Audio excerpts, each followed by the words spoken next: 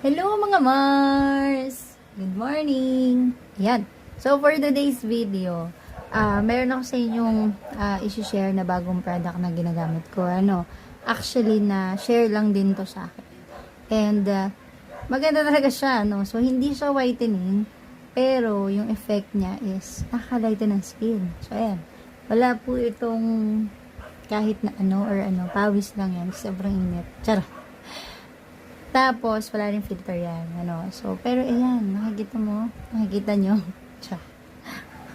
Feeling. Pero, totoo siya, yun talaga yung punto ng video. Nakalighten siya ng skin. At ito, yung pinaka nagustuhan kong part dito, guys. Or yung benefit niya.